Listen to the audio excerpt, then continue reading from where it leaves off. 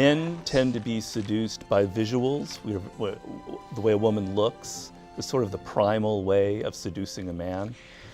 Women are very prone to words, to the verbal aspect. And so many of these great early seducers were just great talkers. Benjamin Disraeli is one of the greatest seducers ever. I mean, absolutely brilliant. First of all, consider this. He was a dark-skinned Jewish man in England who became prime minister. And imagine the prejudice against somebody like that in a country like that. How did he ever do it? Because he was a charmer, a seducer. He could seduce the birds out of the trees. He seduced Queen Victoria. She was madly in love with this dark-skinned Jewish man. And the whole art of it was, for Disraeli, was to make the other person feel like they were special, they were brilliant. There's a quote I have in the book. There's this woman who said, after sitting next to Gladstone at dinner, Gladstone was the great rival of Disraeli. After sitting next to Gladstone at dinner, I thought he was the most brilliant man in England. After sitting next to Disraeli at dinner, I thought I was the most brilliant woman in England. Gladstone irritated people because he was so argumentative, so superior. Disraeli charmed everyone because he made you feel like you were special, you were brilliant. And he gave you the sense that you were the star of the show.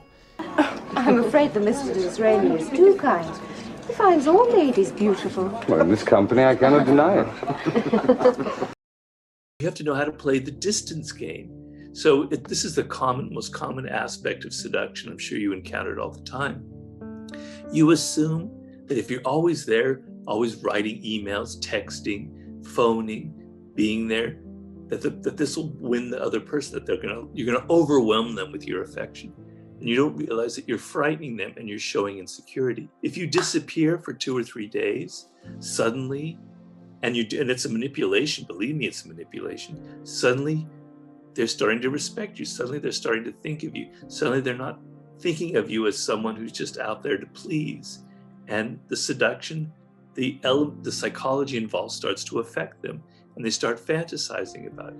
So you have to know how to create distance and absence and not always be in people's faces. There's a tactic in there called create triangles, appear to be an object of desire, which is to me one of the most powerful of all the seductive strategies you can use. And essentially what it means is, if you pass by on the street of New York or Los Angeles, a restaurant that seems kind of interesting, but there's only one table that's people are sitting at, you go, maybe not, it doesn't seem that good. Then you pass by another restaurant that may not have as good food, but it's packed with people. 30 people are in there. They're laughing, having a great time, they're drinking. You go, oh, let's go in there. It's the same thing in relationships. If you see a person that has no friends and is kind of alone a lot, you're less likely to get involved in a relationship.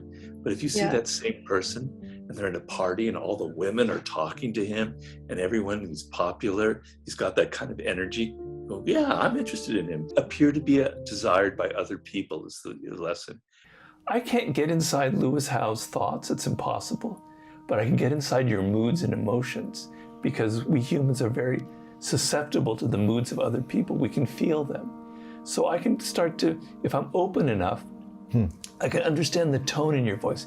I can understand the subtext of what you're saying, and I can pick up the emotion behind it and what you're intending. And once I do that, doors open up to you, left, right, and center. The whole universe opens up to you once you're able to put yourself in the mindset and the point of view of other people, enter their spirit. One of the greatest male seducers that ever lived was Errol Flynn, the actor. The power that Errol Flynn had, I had to study it and figure out what was the secret to his success. It wasn't really anything he did. He was completely undefensive. There wasn't a defensive bone in his body. He was open, non-judgmental, and women would say that when you would get into a room with him, you were afraid of this guy. 10 minutes with him in the room and you've lost all of your inhibitions. They said it was like drinking 4 martinis. It's because he was so relaxed that he would pass that mood to you.